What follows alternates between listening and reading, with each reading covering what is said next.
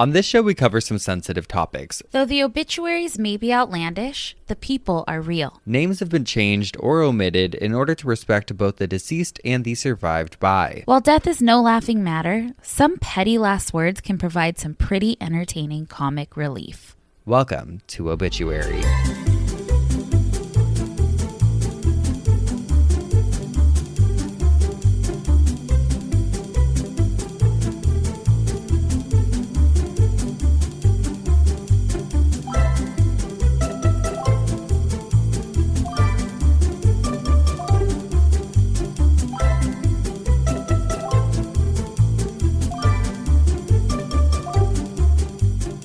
Welcome back to Obituary. I'm Spencer Henry. And I'm Madison Reyes.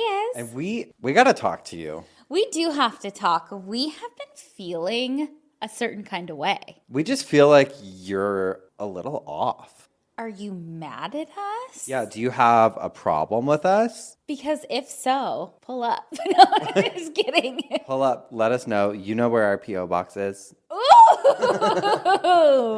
P.O. Box 18149, Long Beach, California 90807. Come on. We actually need to stop by the P.O. Box. We have not. We have not. We have gone. Not done that, but we will in the very near future. No, we were laughing because I'm sure a lot of you can relate to this. You probably have those days where you're like, I feel like everybody is mad at me today and nobody's responding. And earlier this week, Madison had posted some like fucking quote on Instagram that's like, surround yourself with good people and Yeah, it was like, as I get older, I just want to be around good people that make me feel good, people that are good for me, that kind of quote. She hadn't been answering her phone that day. She was like being very off, like elusive. You were. And so I was like, I texted her, I said, you good? And then I was like, you know what? And I called her a bunch. And then when we finally like were on the phone with each other, I was like, you know what? I know that post was about me. And she's like, what are you talking about? You said you're gaslighting me. Yeah. I don't even know what that means. I was like, you are gaslighting me. Oh, God. And then you and Cisco just fucking ganged up on me yesterday. Oh, yeah. Cisco told her at one point, because we're always on the phone. I like live in that house via phone call. And thank you, Alexander Graham Bell. Shout out. Okay. I was like on speakerphone. And he said like, you're being really weird or something. And then you hear Spencer come out of the phone. Yeah. As a matter of fact, you are being fucking weird. I do think you're acting a little weird, Madison.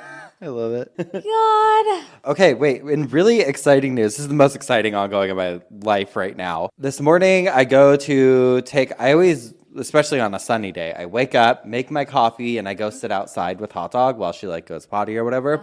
And there are two visitors in my pool. Neither of them are Coco next door, which, by the way, that's a whole saga we'll talk about next week. Why not this week? Okay, well, I'm not sure what's going on. So probably like a month or two ago, I talked about it, I think, on an episode. You did. Where I thought the ambulance was coming to my house for me, but you said, did I die? Yeah, I thought I died. But it was my neighbor who got taken by the ambulance. And you guys, I don't know what's going on, but all of a sudden the house is up for sale. They're moving everything out of the house the past couple of days. And I realized, I'm like, I don't think I've seen him since then. I mean, I hope they're just moving by choice.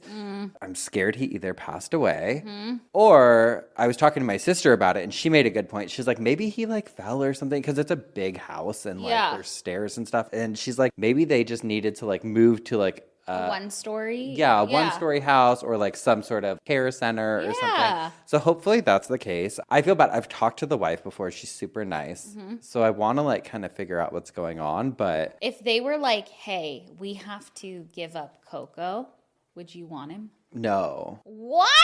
You wouldn't take Coco? I don't think so. Come on. I don't think they would have to give him. I mean, obviously, if it was a situation where they're like, okay, well, we're just going to have to take him to the shelter, of course. Yeah. But I don't want another dog right now. Yeah. Like, no. Because you have in your backyard. Oh, because I got ducks. There's two of them. It's a husband and wife. And they were swimming in the pool today.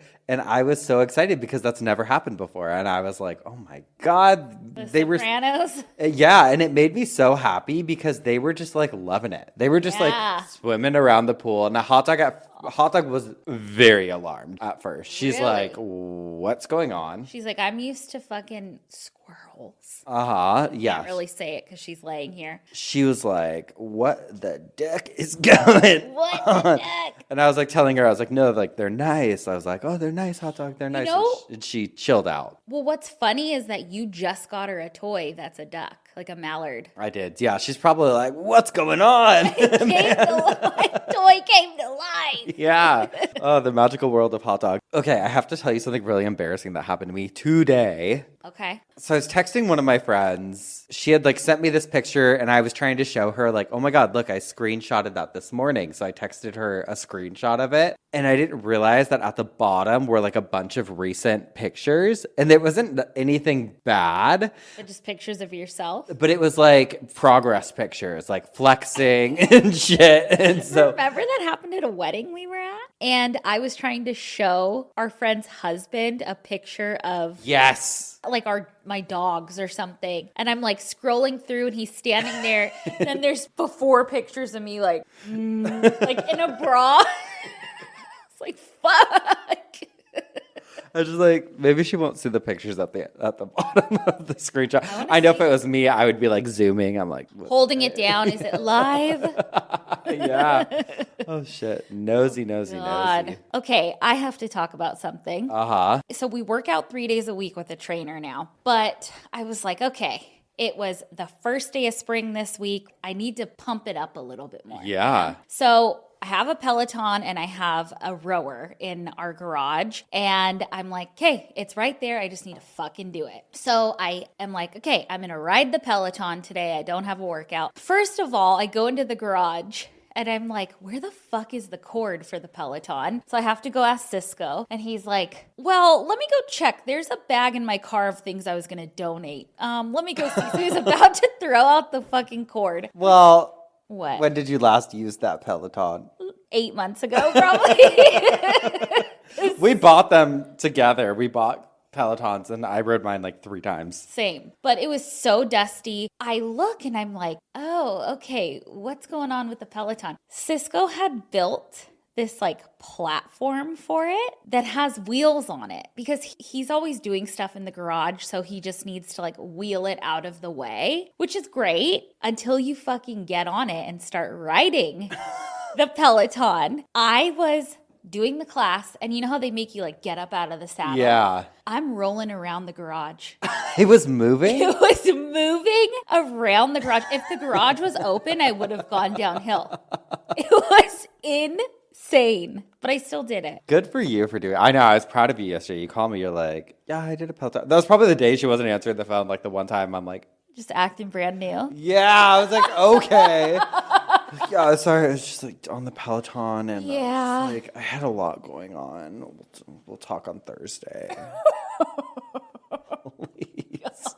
Remember yesterday I FaceTimed her while I was walking Hot Dog because there's a house that is going for rent like right behind me. Oh my God. And I was like, It's so cute too. please.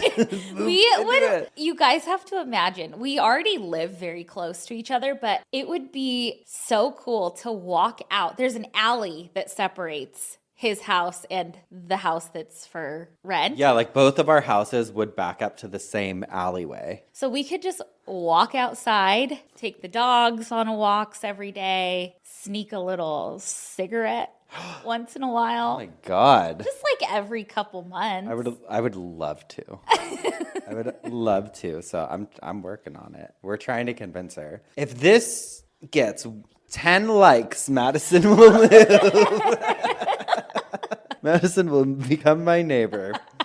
Oh, okay. I'm going to San Francisco tomorrow. Mm-hmm. I'm flying up in the morning because my sister scheduled us to see a psychic tomorrow night in the city, or It's like tomorrow night? tomorrow like afternoon in the city. Yeah, it's tomorrow. Oh my God, I cannot wait to hear. I know. Okay, so especially cult babes, you know, I am not a real believer in this. You talked about it here when you had that weird occurrence. You guys went to one in Palm Springs. Yeah, Weird. who was like so accredited apparently, had like celebrity endorsement and was a total Like wanted to date you. not wanted to date me, but but definitely Was interested. Definitely was hitting on me the entire time. And we're like, okay. So I'm hoping for a different outcome tomorrow. Me too. We'll just see what they say, but I feel like it'll be fun to talk about. Is it a medium or a psychic or both? I don't know. Are you hoping to connect with someone? Okay, not so much like what's going to happen in the future. Yeah, that's none of my business. So just okay. But I think no, because like I think they just kind of do it all. Like the psychic we went to in Palm Springs, the purpose was to connect, but then he also would be like, just so you know, like this is, coming and blah, blah, blah. And it's not like he was like that wrong. It just was very cold and it was very obvious that I was being hit on. I don't know. So yeah, it'll be interesting to see how that goes. Yeah. Is it just you and Olivia doing it? Yeah, it's me and my older sister, Olivia. We thought about like doing it with like the younger siblings and this and that, but then we're like, we did it together, just the two of us last time. So we were like, this time we'll just do it again like that and see. Yeah. God forbid, I'm sure it's going to be great, but if it's not great, Yeah. You didn't drag the whole family. Totally. So hopefully it's just I can't wait good to and hear. No, obviously I'll call you right after and I'll tell you guys right after that. But yeah, let's hope they're not a fake because then they'd be an asshole. A real asshole. Oh yeah, baby. And I have some for us. And the first one says, am I the asshole for blowing up on my husband's friend after her wife died? Okay. My 36 female husband, Ian, 44 male, is close friends with a woman named Jenna. They've been friends for a long time, before Ian and I got together, so I know her fairly well too, but we really have nothing in common and we're not exactly friends. Jenna's wife, Laura, very sadly and somewhat suddenly passed away in March. She was terminally ill, but was responding to treatment very well and was expected to survive another 2 to 5 years. She's been leaning on Ian heavily for support, which I understand, but she's been at our house every single day and even sleeping in our guest room most nights because she doesn't want to be home alone, which would be okay, except she is getting more and more passive aggressive towards me and weirdly territorial of my husband. I've reminded myself that I don't think I could stand to see a happy couple for months if I lost Ian, and to be patient, it's not personal. My birthday was on Sunday and I got home Saturday after a morning out and Jenna was there. I was making small talk when I asked Ian what time he made dinner reservations for the next day. Jenna inserted herself right here and asked Ian if he was going to be out the next day, and he said yes. She started panicking and said that he couldn't and she wasn't ready to spend an evening alone. I was going to tell her that she could still hang out here while we were gone, and she looked at me and said, "Don't you have any fucking friends you can go with?" And I just blew the fuck up. Don't you have any other fucking friends you can go bother? And so on. And she called me selfish for monopolizing my husband. And I had enough and told her to get the fuck out of my house and not to come back ever. Ian had been trying to calm things down between us, but it spiraled out of control so fast, he ended up escorting Jenna out and telling her that he'd come visit her in a few days, but he would be backing my decision because of how she spoke to me. I was happy for his support and still am, but it's been a few days and I just feel bad about all of it. I should have been more understanding of her, but I also feel like she should treat me more respectfully, and I'm not really sure if I overreacted here. So am I the asshole? I don't think you overreacted. No. I think you're gracious to let her stay and, give her a room to sleep in. Because God forbid, I couldn't even imagine losing a spouse or a close loved one that you share a home with. Like, that's fucking terrible. Right. But to go and try to steal somebody else's spouse. I'm not saying she was trying to steal this spouse. I don't think she's interested. No. She had a wife, but. Yeah, well, you never know. But it's your house, and if someone's disrespectful, then. Yeah. See him out. Yeah. See him out. So not the asshole. Not the asshole. And then we have one that says, am I the asshole for not giving any of my inheritance to my estranged sister? I, 27 male, have an estranged sister who was disowned by my family when I was pretty young, when I was 9. She was about 10 years older than me. While in college, she got into drugs, dropped out of school, then eventually became a sex worker to pay for her drugs, and finally got arrested doing it. My mom, my dad died young, tried to get her off of drugs, according to my mom, but she wouldn't stop and went back to doing sex work again and got arrested for a second time. At that point, my mom told her that she was not welcome in my family anymore, and that was the last time I saw her. 2 years ago, my mom passed away, and in her will, she explicitly disinherited my sister. For those not in the US, that is something you can do here, so we aren't breaking the law, and I got everything. Fast forward to this week, I got a call from her. I guess she only just found out or something. She said back then she fucked up because she got hooked on drugs at a party and couldn't get off of it anymore. She said she ended up having to date her dealer, and her dealer made her sell sex to get drugs. I have no idea if this is true. Our mom supposedly didn't really help her when she asked her for help and just took her to church repeatedly hoping that she could pray the addiction away. Apparently, she is clean now, and she wanted me to share some of my inheritance with her because she isn't doing well right now and could use some money to help stabilize her life and not risk homelessness. I'm guessing she is still doing sex work now since she didn't mention what she does for a living. I said no, and I justified it by saying, honestly, I don't know her. For the majority of my life, I only ever thought of her when someone asked me if I had any siblings, at which point I'd usually lie and say no. I don't have a relationship with her, so I don't see why I should share my money with her. True, that money would have been hers if she didn't get disowned, but it is mine now, and I am effectively being asked to share my money with a pseudo stranger. I guess I do feel a little guilty based on what she told me, but ultimately I don't think I owe her anything. I am on track to retire in my early 30s, but if I share my inheritance with her, I will have to work for a couple of more years, which I'd rather not do. Am I the asshole? Well, first of all, her line of work, sex work, should not be a reason to not share money with her. That doesn't mean anything. Of course not. But the fact that she didn't know her and it's explicitly stated in the will that she's disowned. Yeah. Disinherited? Yeah. That just seems tough. I don't think he should give her anything. And that's just like the truth. It's just based on like legalities and like, yeah, you didn't even know this person. And she didn't reach out until 2 years after the mom died, which it's not her fault. She probably didn't know. But it's also not his responsibility to give her the money. I could see if he wanted to help her, be like, can we get you into like a sober living or like some sort of rehabilitation center or something? Yeah, I don't know. I mean, and I'm just speaking like, obviously, it's a different scenario when you're in it. Who knows? My initial reaction would be like, I probably wouldn't give her the money. And you're just reaching out for the inheritance. But I'm also like, you don't have to say that, like, I'm on track to retire in my early 30s. Yeah, that part, I'm like, okay. Bragging. Yeah. Don't tell her that. Like, he's like, yeah, it's actually going to really fuck up my plans over there. I want to retire. I want to retire in my early 30s. Not the asshole, I don't think. I don't think so. Yeah. I don't think so. Oh my gosh, I have a listener email. Let's hear it. Okay. Dear Spencer and Madison, and I cannot use this person's name. They asked to not use their name, but they said, hi, Ashley. Hi, Rebecca. Thanks for reaching out. No, I don't even think I put the name in here when I copied it. Okay. I recently became hooked on your podcast. I am a hardcore morbid fan and have not been able to find anything else I like. I started Obituary and I am hooked. Well, thank you. Thank you. Sorry if my story is not worded great. I'm not a wonderful storyteller. I'm currently listening to older podcasts to try and catch up. On my commute to work this morning, I was listening to OBITCH, A Prescription for Death, and I felt like I could relate to almost everything. I know. I'm like, what did we talk about?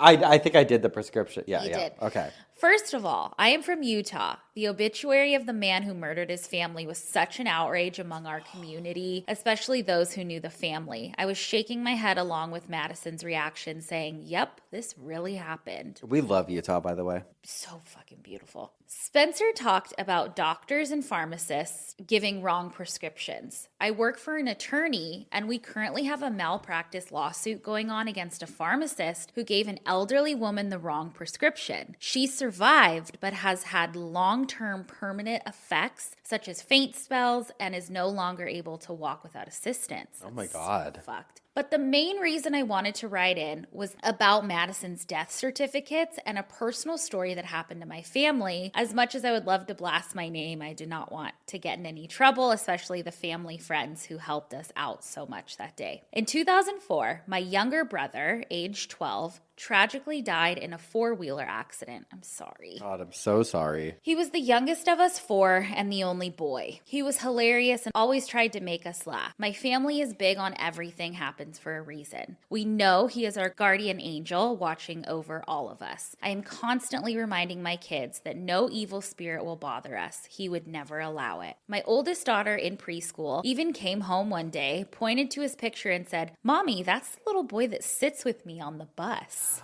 God. That gave me the fucking chills. The day he passed, the people who were there with him stated that he was already deceased when he was located. We like to believe it was quick and painless. He was taken to our local hospital where my family could sit with him. I honestly do not remember how long we were there. Had to have been hours. He was then taken to have organs donated. The next time we saw him was at the mortuary. I was 15 at the time and did not understand a lot that was happening. I have mainly only been to Mormon funerals, so I do not know if this is how most are done. But for his, we had the viewing the night before with an open casket. The next morning was another viewing, then a family prayer where only the families in the room with him, we all got to go up and say our last goodbyes, and then the casket was closed for the final time. The funeral was held, and then he was buried. Normal, right? Well, until I was older, I was not told about what happened behind closed doors. Apparently, during the morning viewing before the funeral, the mortician pulled my parents aside and informed them that they could not bury him that day due to the fact that he was never pronounced dead and a death certificate was never signed. What? My mom told the mortician she did not care and was burying her son one way or another as well. Yeah. Fortunately, my dad worked in the medical field and my grandfather was a retired trooper. So after the family had left from the family prayer and the closing of the casket, one of my dad's friends, who was a doctor, and my grandfather's friend, who was still an active trooper, walked in behind us. They opened the casket. The doctor felt his neck and stated broken neck with the trooper as a witness. The death certificate was signed right there, and we were able to bury my brother that day. Wow. That's crazy. Crazy. To this day, we still don't know his exact cause of death. We all speculated it was a broken neck. He was wearing a helmet when the accident happened, so we're sure it wasn't a brain injury, but we really do not know. Sometimes I wonder what would have happened if the mortician had never caught that error and a death certificate was never issued. Yeah. I am still amazed that they were able to get organs and embalm him without even being pronounced dead. Anyway, thanks for being so awesome and giving me giggles every time I listen to you. Spencer, I love how blunt you are, and Madison, I love your laugh. God. I know. That's wild. Yeah. That's something we should look into about. We kind of touched on death certificates, but more on the do not resuscitate end. Yeah. I But mean, there's how- always, yeah, it's bizarre. How does that slip through the cracks? Like, they had to pronounce him dead at his funeral in his casket. That's so wild. What if they had buried him and they're like, he wasn't pronounced dead? I mean, yeah, what do you do? Do you have to exhume him? Or what if they cremated him? I know. Imagine then. Jesus. Well, thank you for sharing that story. know. And again, so sorry for the loss of your brother. So sorry. Well, I'm up first this week. So I got some more talking to do. You got some more talking to do. Okay. You got a little side bitch for us? I do. I was looking through old newspapers, and actually, I think I told you this yesterday. We were on a call, but I was looking up the word obituary, like the way we spell it. The correct way. The correct way, the bitchuary. And there are so many obituaries from like the 1800s and like early 1900s where they spelt it with the bitch. Yeah. I was laughing, but that's not what this is. But this is from an old newspaper. Someone from the 1800s like sues us. Like, we did it first. Okay, this is from the San Francisco Bulletin in 1918, but the title got me. It said, Napa man dies in poodle dog. And I was like, honey, what? He died in a poodle? Like, what does that mean? I was like, we did that episode. I know. It's not as bad as it sounds, though, but it's also scandalous because I think it reveals a little affair. Okay, let's hear it. Death comes in presence of woman companion. Arrangements are being made today for the funeral of Charles Bowers, a retired businessman of Napa, who died of heart failure last night in his bed in a room in the Poodle Dog Hotel. Okay. That's such a cute name. Post and Polk Streets in the presence of Miss Mabel. Bowers was 65 years old and unmarried. Okay, so not an affair, but you'll see. I heard him scream and gasp, and then his head fell back, Miss Jones said. Miss Jones told the police she rang for a waiter, and William Turner, an employee at the hotel, entered the room. He telephoned the Central Emergency Hospital for an ambulance, but Bowers was dead when the stewards arrived. Miss Jones told the police she and Bowers went to the room at 6:30 and ate a hearty dinner. She said she never saw a man eat so much. Then they put her on blast. The woman is 35 years old. She met Bowers when he was an employee by his brother, William F. Bowers of Napa, formerly president of the Bowers Rubber Works in the city. Employees in the Poodle Dog said the man and the woman often registered at the hotel. The body was removed to the morgue. So he was what, in his 60s, and she was 35, and they would get a little hotel and Little rendezvous. I wonder if it was, he was in the Poodle Dog in the Pussycat. In the Pussycat and the Poodle Dog. Yeah. Jeez. So there you have it. How did it doesn't say how he died. Just that he yelled. He had a heart attack. Oh, he had a heart attack. Yeah. God, rest in peace, man. Rest in peace. Sorry for it. Imagine dying in the Poodle Dog. Worst places to die. I know. We'll let you think about some of those places while we take a quick break. We'll be right back. And we're back. Spencer, what had you spinning in your coffin this week? We got a DM from a Geoff recently, and I will keep them anonymous because they didn't say whether or not we could say their name, like they didn't sign it, but they shared an obituary with us for their brother-in-law, and the obituary itself was super sweet, but also included names and stuff. They didn't specifically say to share that either, but they mentioned in that DM that we should look into the nurse honor guard because they wrote that they were at her brother-in-law's funeral and it was very beautiful, and as they released him from his nursing duties, everyone in the room was crying. Wow.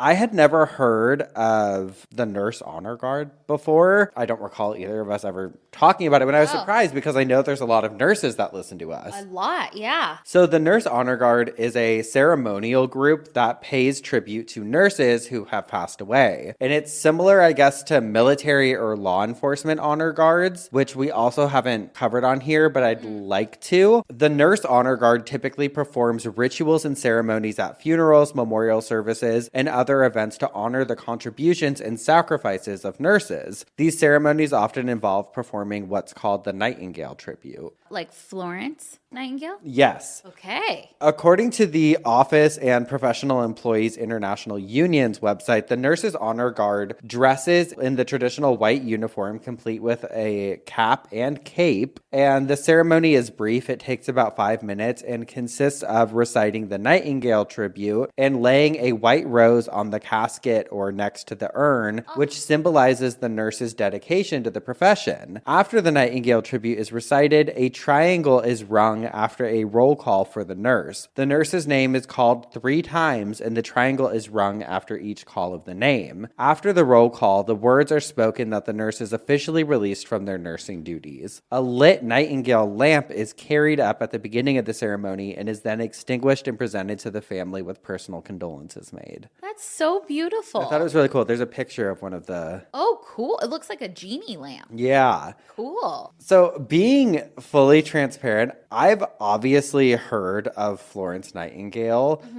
after whom this tribute is named, but I didn't really know much about her story. So I want to talk about her a little bit, but first, some more background on how this all came to be. According to healthcareers.com, the Nurse Honor Guard began in 2003 by the Kansas State Nurses Association and has increasingly gained awareness and recognition. So it's fairly new. Fairly new. Julia Godby Murray is the director of the National Nurses Honor Guard Coalition, and she has helped organize and start over 250 chapters nationwide. But yeah, I was like, oh, does this, tradition date super far back? Well, because Florence Nightingale, I mean, that's like an 1800s girly. So I was like, But on to Florence Nightingale, quite the gal. So she was born in 1820 into a a very wealthy family. And it was pretty evident from a young age that by all societal expectations, Florence would get married to a young man from another family of similar stature, and together they'd go on and raise a family because it was just what you did at the time. However, Florence refused, instead acting on what she apparently described as a calling from God, deciding instead to enter the nursing field. And I think she was still in her late teens when she got that calling. And I saw references to it from several different sources, but I guess there was multiple occasions where she felt like God was talking to her, telling her this is what you're supposed to be doing. Okay. But I also read, just a fun fact, she was an attractive gal, and I guess a lot of people wanted to date her, but she would turn them down because she was I don't want to go down that path, which power to her. Yeah. But her most persistent suitor was the politician and poet Richard Monckton Milnes, and I guess they were together for 9 years. Okay. And she ended up rejecting him when he asked her to marry her because she was convinced that marriage would interfere with her ability to follow her calling to nursing. Smart girl. She said, career over everything. Yeah. Goodbye. Her most famous contribution came during the Crimean War from the National Library of Medicine. Quote, in 1954, under the authorization of Sidney Herbert, the Secretary of War, Florence Nightingale brought a team of 38 volunteer nurses to care for the British soldiers fighting in the Crimean War, which was intended to limit Russian expansion into Europe. Nightingale and her nurses arrived at the military hospital and found soldiers wounded and dying amid horrifying sanitary conditions. 10 times more soldiers were dying of diseases such as typhus, typhoid, cholera, and dysentery than from battle wounds at the time. I believe it. The soldiers were poorly cared for, medicines and other essentials were in short supply, hygiene was neglected, and infections were rampant, which I know we've talked about on past episodes, with surgeries and stuff. Yeah. I mean, truly took no precautions whatsoever. There were no rules. It was lawless. It'd be you'd set something down, pick it back up. It's crazy. You'd use the same tools. You wouldn't wash them. Or give it a little rinse under the sink, and you're yeah, it's fine. Good. Well, Nightingale found that there was no clean linens. The clothes of the soldiers were swarming with bugs, lice, and fleas. The floors, walls, and ceilings were filthy, and rats were hiding underneath the beds. There were no towels, basins, or soap, and only 14 baths for approximately 2,000 soldiers. Damn. The death count was the highest of all hospitals in the region, and one of Nightingale's first purchases was of 200 Turkish towels. She later provided an enormous supply of clean shirts, plenty of soap, and such necessities as plates, knives, forks, cups, and glasses. Nightingale believed the main problems were diet, dirt, and drains. So she brought food from England, cleaned up the kitchens, and set her nurses to cleaning up the hospital wards. A sanitary commission sent by the British government arrived to flush out the sewers and improve the ventilation. Okay. All of which really she is responsible for. Nightingale's accomplishments during the disastrous years the British Army experienced were largely the result of her concern with sanitation and its relation to mortality, as well as her ability to lead, to organize, and get things done. She fought with those military officers that she considered incompetent. They, in turn, considered her unfeminine and a nuisance. She worked endlessly to care for the soldiers themselves, making her rounds during the night after the medical officers had retired. She thus gained the name of the Lady with the Lamp, and the London Times referred to her as a ministering angel. Her popularity and reputation in Britain grew enormously, and even the Queen was impressed. So the Lady with the Lamp, the reason that they have it is because she would just walk around at night to the soldiers. Nightingale's work brought the field of public health to national attention. She was one of the first in Europe to grasp the principles of the new science of statistics and to apply them to military and later civilian hospitals. In 1907, she was the first woman to be awarded for the Order of Merit. Nightingale's image has often been sentimentalized as the epitome of femininity, but she is especially remarkable for her intelligence, determination, and amazing capacity for work. And I also read that in her career, she wrote more than 150 books and pamphlets, all of which contributed to the foundations of modern nursing, and a lot of the information that she first ever reported is still studied today by nurses. I love it. Pretty incredible. Florence lived a long life. She lived until the age of 90. And I was nervous because anytime we're talking about like a really nice figure from that time period, I feel like it's always like, and then they died at 45 of, whatever. Yeah. But yeah, she lived a long life until the age of 90. Her funeral, well, she wanted a very simple affair. She was buried beside her mother and father in the churchyard of East Willow near her old home in Hampshire. Her desire that only 2 persons should follow the coffin, however, could not be fulfilled. How many? Well, the funeral arrangements were kept as private as possible, but there was a wreath of flowers from people of every age and degree, and the lane and the churchyard were filled with a huge crowd of men, women, and children. That gave me goosebumps. I know. So in keeping with her wishes, the coffin on Saturday, August 27th at 1:15 in a special funeral train from the Waterloo station in London pulled into the small station of Romsey in Hampshire near the New Forest where the Nightingale's family residence of Wembley Park was. The station was almost deserted when the train arrived. The inhabitants of this area, to respect the wishes of Miss Florence Nightingale's executors, did not gather to witness the arrival of the great nurse. The funeral procession itself was designed to attract as little public attention as possible. The hearse was a glass-paneled car which showed the coffin covered with a white cashmere shawl, often worn by Miss Nightingale, and decorated with a number of beautiful wreaths. At the foot of the coffin rested the floral tribute sent by Queen Alexandra. They actually offered, I believe, for her to be buried in like a very special, Like a royal cemetery. Cool. It was a cross of mauve orchids fringed with white roses and lilies. Attached to it was a black bordered card containing the following inscription in the handwriting of Her Majesty: to Miss Florence Nightingale, in grateful memory of the greatest. Why am I getting I'm like, oh my God. It's tugging at my heartstrings. A grateful memory of the greatest benefactor to suffering humanity by founding the military nursing service in the year 1853 by her own individual exertions and heroism. August 20th, 1920, from Alexandra. On the lid of the coffin, there was also like crimson sword lilies and a wreath of heather, both sent by members of the Nightingale family. Following the hearse were 5 coaches containing the chief mourners, and behind the coffin came the pathetic-looking company of mourners, one article said.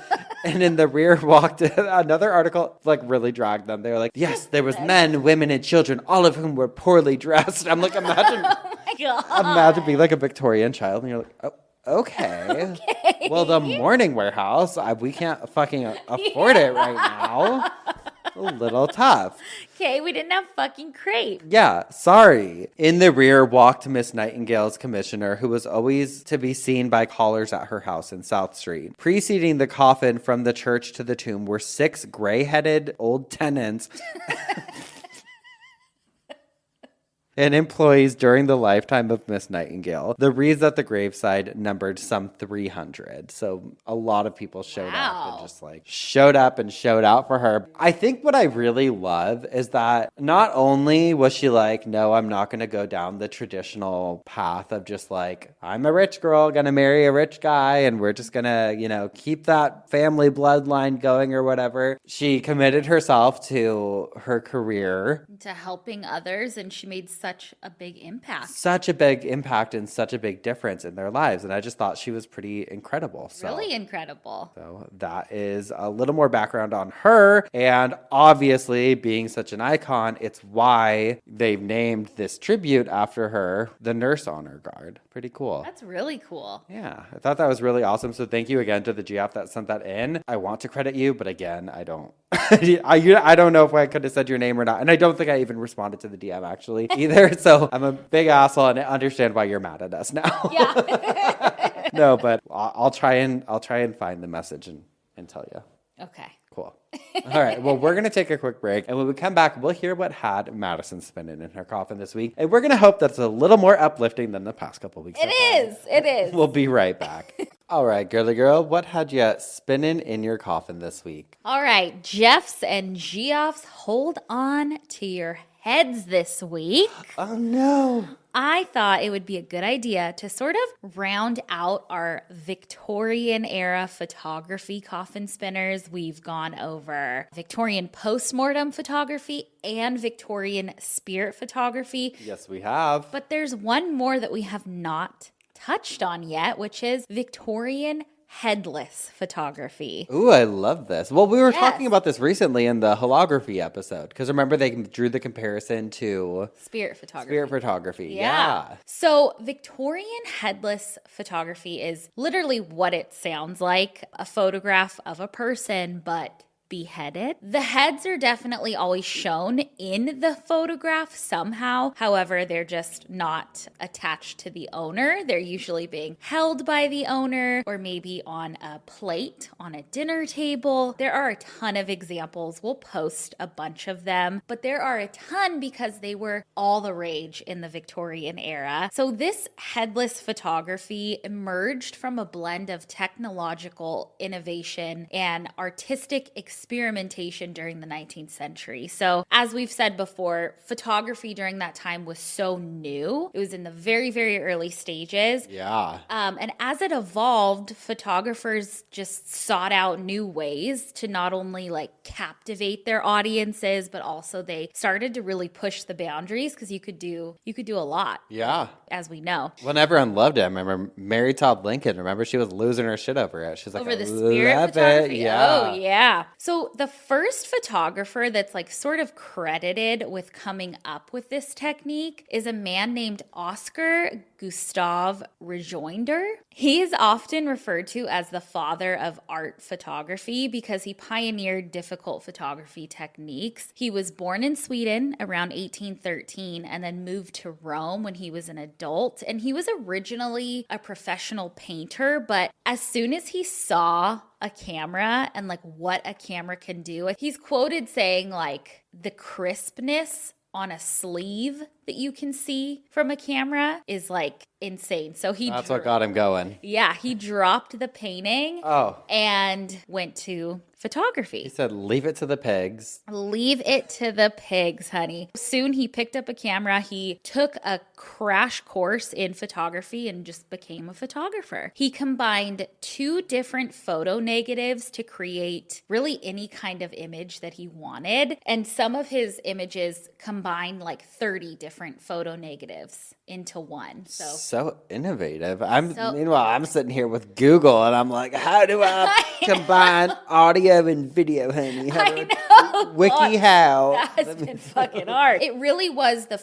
Photoshop before Photoshop. Yeah, The totally. original Photoshop. The OG. Uh-huh. But his work was like really charged. For that era, there was quite a bit of nudity.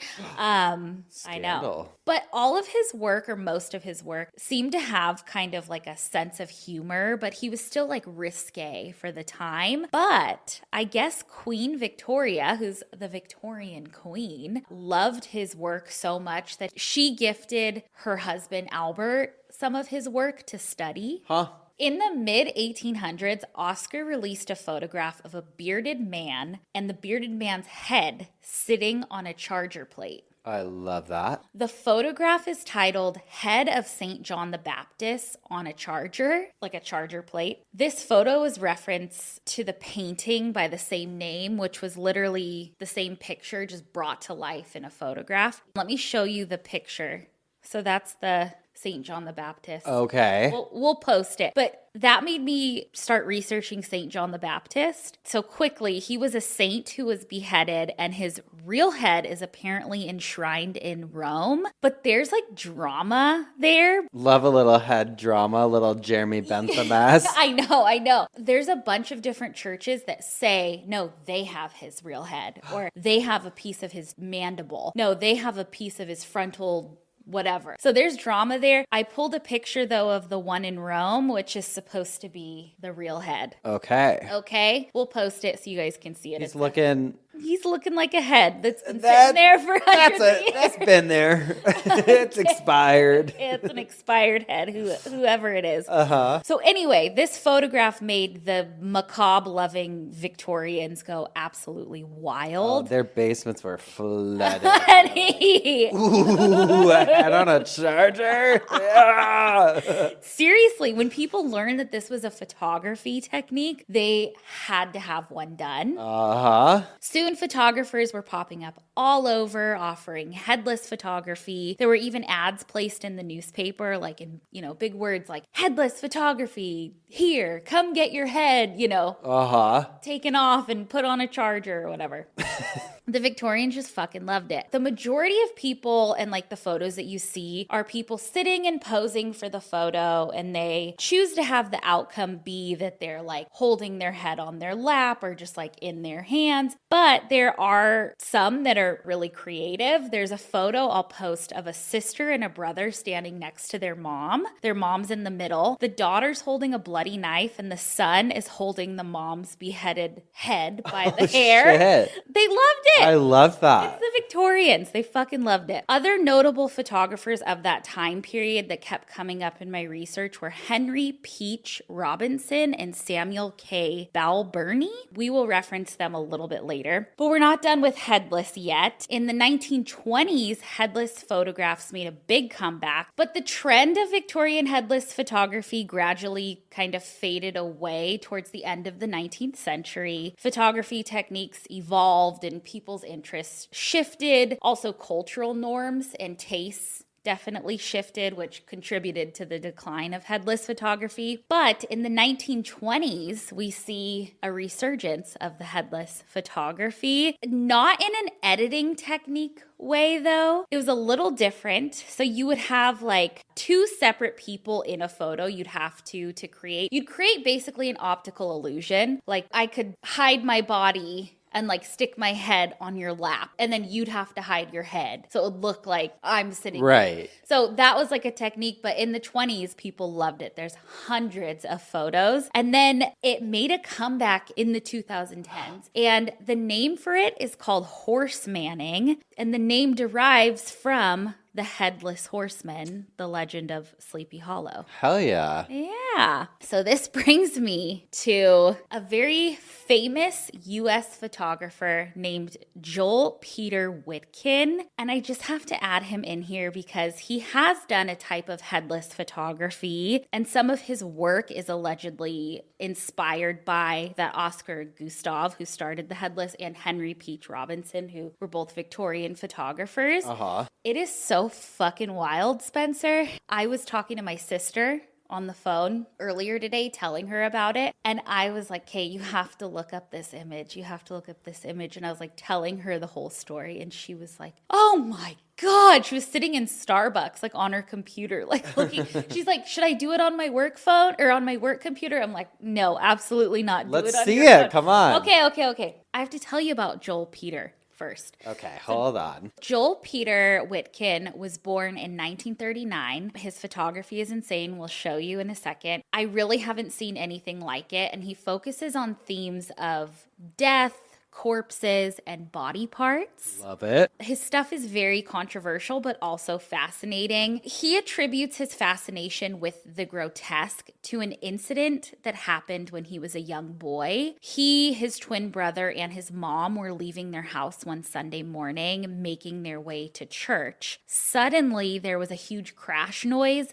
They turn around. That noise ended up being a horrific 3-car crash on the street they were walking on. Joel turned and, was looking at the crash, and suddenly a little girl's head started rolling to him.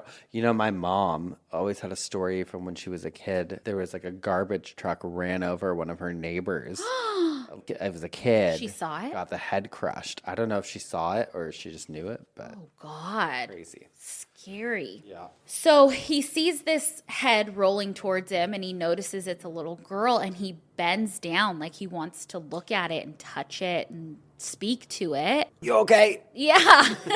But as soon as he reaches down, somebody grabs it and takes it away. Ever since then, he has kind of been fascinated with death, which rightfully so. I think I would be too. I'd be just trying to process that, So when he was a teen, he picked up a camera and was able to express his fascination with death in a meaningful way. Later in his early adulthood, he was recruited by the U.S. Army and sent to the Vietnam War. war as a photographer. So there he witnessed and photographed, a lot of death and just horrific images. Okay, so the headless, we've gone over unclaimed bodies on this show before. During his photography career, there were certain morgues that allowed him to legally take bodies and body parts out of the morgue, take them to whatever his photo studio and photograph them. Oh, wow. He said that he had more success doing this in Mexico than in the US, but I believe, definitely did it here as well. He said to the Sydney Morning Herald, medical ethics and morality play a big role in photographing death. I would never photograph human remains unless I knew from an authority that the person or part was unclaimed, which I have a problem with. After you see his photographs, it definitely stops you in your tracks and rattles you, which I know art is supposed to do, like evoke emotion in you. However, if for some reason a loved one of mine went unclaimed and then I see their body part in a fucking gallery being photographed, I would be pissed. So here's the one that got me. It's a man. He's naked with socks on, but he has no head. It's cool. And it's a real body he got from a morgue. It was an unclaimed body. Was it missing the head, or did he do that? That looks like the head was already missing. Yeah. So he could go and get like different body parts. Here's a head. They're cool. They're cool, but they're pretty disturbing. I mean, we've seen a lot of shit on this. Nothing can shock me. That's true. Here's an arm that he got holding a clock. Like, the photos are beautiful. They're cool. They're shot on film in that black and white film. Yeah. Or that sepia tone. But his most popular is called The Kiss. And it's a photograph. If you see it, it just looks like two older men kissing. Okay, but if you look closer, those men are decapitated. Okay. And then if you look even closer, you actually realize that it's just one man. So he was able to get a decapitated head from a morgue that was sliced perfectly in half because I thought it was a photography trick. Like No. did it in one way. It was a real decapitated head that was sliced in half because of an autopsy, and he was able to get it from a morgue, and he made them kiss. Let me see it. Oh, here. It looks like two different guys. Well, you have a good side and a bad side. Yeah. I guess. So yeah, there's that for headless photography. It's wild. I know. Absolutely really wild. Absolutely wild. So I guess it's never going to go out of style. He's still alive too, I believe. I think we should practice some headless photography. Okay. Why not? We can do some horse manning. Yeah. I'm always down to horse around, huh? Well, okay. I think we should move into some obituaries. Okay. Mine's not coming as a surprise this week because I'm doing the obituary for Miss Florence Nightingale. Okay. But this is the original obituary from August 15th of 1910 from The Guardian. Okay. I actually had another one pulled for this week, but I was like, I just felt like I respect her so much now. I'm like, I want to read hers. Okay, we love her. It says, we greatly regret to announce that Miss Florence Nightingale, memorable for her work as organizer and inspirer of the Crimean War nursing service, died at her home in London somewhat unexpectedly on Saturday afternoon. The cause of death was heart failure. 2 members of her family were present when Miss Nightingale passed away. The funeral will take place in the course of the next few days and will be the quietest possible character in accordance with Miss Nightingale's expressed wish. Saving the army. Miss Nightingale had barely arrived before the wounded from Inkerman began to stream into the hospital. In about 6 weeks, 8,000 patients had been sent from the Crimea, to say nothing of those who had been left in the hospitals when the expedition started. There was not room for so much as half the number. The beds in the hospitals literally touched each other, and it was often difficult to reach one wounded man without walking over the body of his comrade.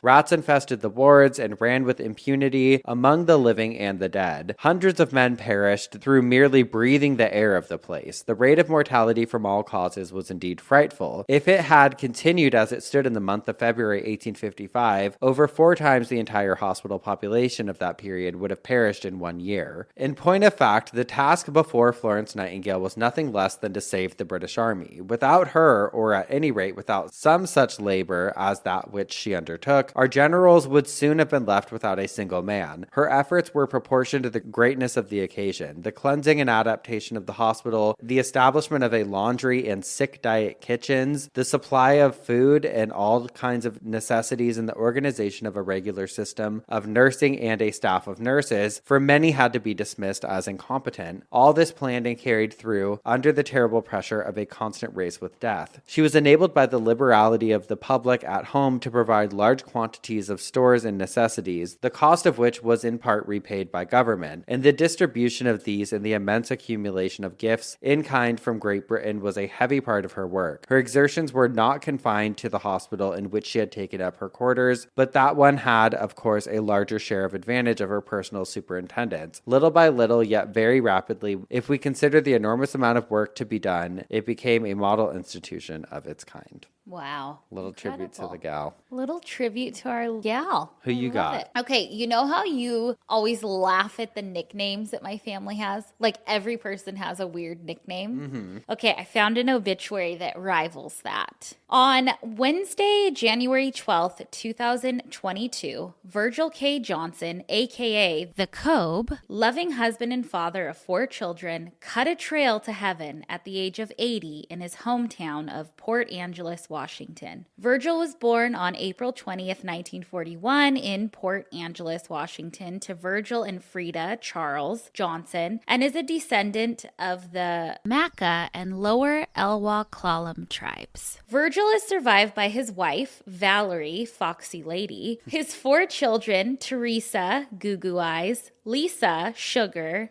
Edward, Eddie Bear, Luke, Duke, his 9 grandchildren, Ashley, Tweetsky, Brittany, Angel, Caitlin, Kitty, Chelsea, Goo Goo Doll, Shauna, Barbie Doll, Elena, Baby Sugar, Brooke, Princess, Tao, Lovey, Camus, Little Duke, and his 2 great-grandchildren, Huxley, Huckleberry, and Riley, Baby Angel.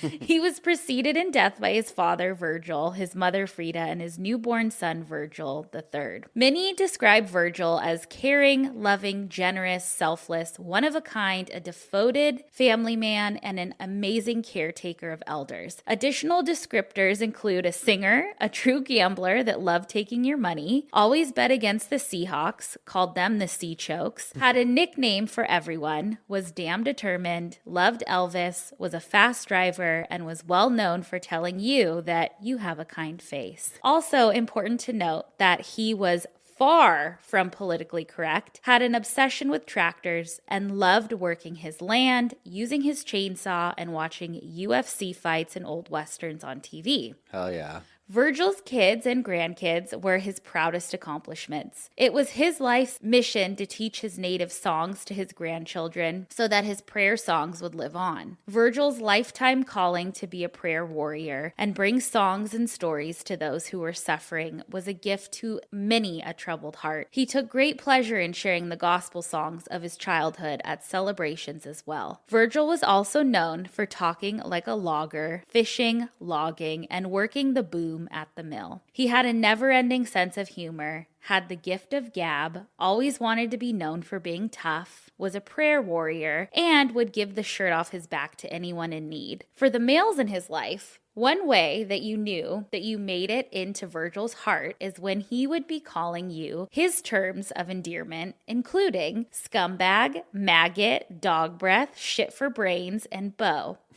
As for the girls, you would get a special and unique nickname that he would call you from that point forward. Virgil's memorial service will consist of 2 parts. You may attend one or both parts. And then it goes on to list the pallbearers, which include Dennis Sully, Shannon, Leonard Skin, Phil Skipper, Jerry Douglas, Robert Bob, Mark, Stan the Man, Dwayne Maggot, Joe Champ, Anthony Pierre, and Dell Davis, and Don Donnie. Love it. I love a nickname. A lot of nicknames in that one. We have spun in our coffins. We we have bitched our obituaries. That means it's time for some dumb Ass criminals. Okay, I have a Florida man. Okay. I wanted to keep on with the nursing theme today.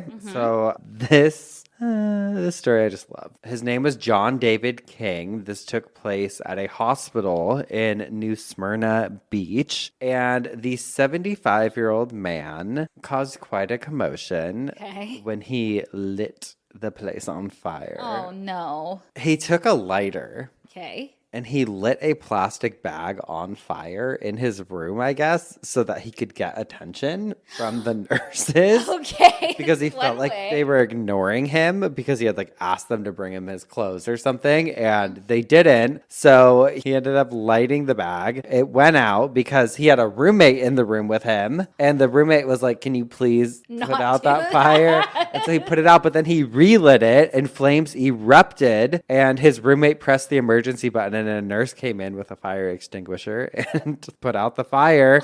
Meanwhile, he left the room and tried to make a run for it to the elevators at the hospital, but he was arrested and booked in the county jail on a $15,000 bond. What a dumbass. Little troublemaker. Oh my God. Troublemaker. Okay, I have a man from Alabama. Okay. And this actually took place in 2014. And this was before any scandal had come out about Jared from Subway. Uh-huh. ABC 7 reported on it, and there's a video that we can play as well. But it says, Alabama man robs 4 Subways because the Jared diet failed.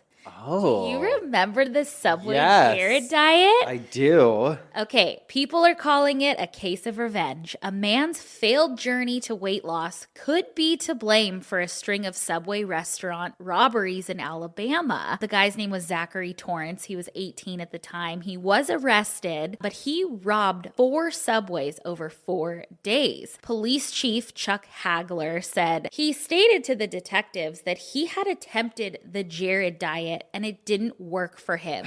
He felt like he should get his money back. Jeez. Is that crazy? There's surveillance footage of him robbing these 4 Subways because he was so mad. I want to see it. Police say this is one teen's revenge over a failed diet. 4 robberies in 4 days, all of them Subway restaurants in Alabama. Watch as this man, according to police, 18-year-old... Damn, no mask, nothing. Pulls a gun on an unsuspecting Subway employee. So what's his beef? He stated to the detective that he had attempted the Jared diet and it had not worked for him and he felt like he should get his money back. Here is Jared Fogle. Yep, that's We don't need to Jared, give him Subway any time. superstar. You know whose voice that is? From The View, Sarah. Yeah, Sarah Haynes. Yeah. I love her. Crazy. Crazy people, crazy world. God. Crazy world, man. You know what else is crazy? What? That we wrote a book. Well, that is crazy, and it feels so real. It is coming before we know it. It's coming. And if you want to get your hands on it, we recommend pre-ordering Obituary, the Big Hot Book of Death at prh.com/obituary. It's the book of the year. Everyone's talking about Everybody's talking about it. Oh my God. it. Yeah. Oh, the Big Hot Book of Death? The big one. Yeah. It's the big one. It's not the little one. It's the big one. It's the big one. There's the big a one. lot of info in there, guys. Oh yeah, a lot of words, a lot going on. But that I think is all I got for the week. Alrighty, well, We'll see you next week with some more coffin spinners and obituaries. and dumb Ass. criminals. Goodbye. Goodbye.